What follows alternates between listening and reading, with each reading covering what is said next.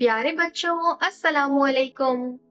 आपको कई अल्फाज के दुरुस्त मुतज़ाद मालूम हैं और पिछली जमातों में आप इस कायदे की मश्क भी कर चुके हैं। आज हम एक नई और थोड़ी सी मुख्तलिफ लेकिन दिलचस्प सरगर्मी करेंगे। स्क्रीन पर इस वक्त आपको अल्फाज के दो कॉलम नजर आ रहे होंगे। हमें इन अल्फाज के दुरुस्त मुतज़ाद इस इबारत से तलाश करके लिखने हैं।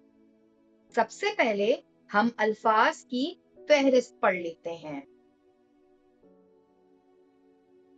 जहन्नुम, बर, रात, जिंदगी। सवाल, बुरा, सजा, आगाज। जल्दी से जरा अपने जहन में ये सोचें कि जहन्नुम की उलट मुतज़ाद या एंटोनियम क्या हो सकता है। रात का क्या हो सकता है, जिंदगी का क्या हो सकता है। आगाज के मायने क्या है? आगाज का मतलब है कोई चीज शुरू होना, तो इसका मुतज़ाद क्या होगा? सवाल का मुतज़ाद या उलट क्या होगा? चलें अब मिलजुल कर ये सरगर्मी करते हैं। मुझे यकीन है कि आप सबको बहुत मजा आएगा। अब हम अपनी इबारत पढ़ लेते हैं। अच्छा इंसान अपने नेक आमाल की जजा के तौर पर जन्नत का हकदार होगा। कयामत के दिन हर इंसान को अपने हर अमल का जवाब देना होगा। इसलिए इंसान को मौत से पहले अपने अंजाम की फिक्र करते रहना चाहिए।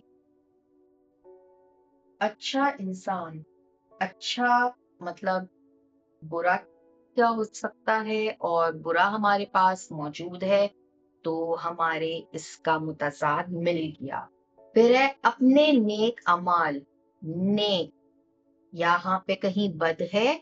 जी हाँ, पहले कॉलम में हमारे पास बद है। ठीक है, आमाल की जजा। जजा का क्या होगा उलट? सजा।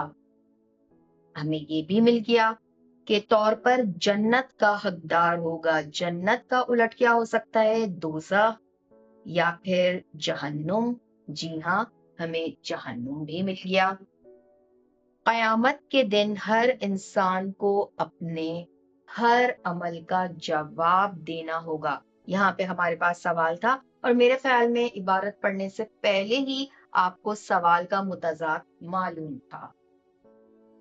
आगे पढ़ते हैं। इसलिए इंसान को मौत से पहले, यहाँ पे आ गया मौत, इसका मतलब है हमें जिंदगी का मुतज़ाद भी मिल गया। मौत से पहले अपने अंजाम, अंजाम का मतलब है कॉन्क्लूजन, एंडिंग, खत्म, तो इसका उलट या इसका मुतज़ाद क्या होगा? आगाज। अंजाम की फिक्र करते रहना चाहिए। एक लफ्ज हमसे मिस हो गया है, रात। तो चले हम दोबारा पढ़ लेते हैं। अच्छा इंसान अपने अमाल की जजा के तौर पर जन्नत का हकदार होगा। हकदार तो कहीं नहीं आ रहा। कयामत के दिन, कयामत भी नहीं आ रहा, के दिन, दिन। रात का मुतज़ाद है दिन। इसका मतलब है हमें अपने सारे मुतज़ाद मिल चुके हैं। अब हम दुरुस्त मुतज़ाद तमाम अल्फाज के सामने तरतीब से लिख देते हैं।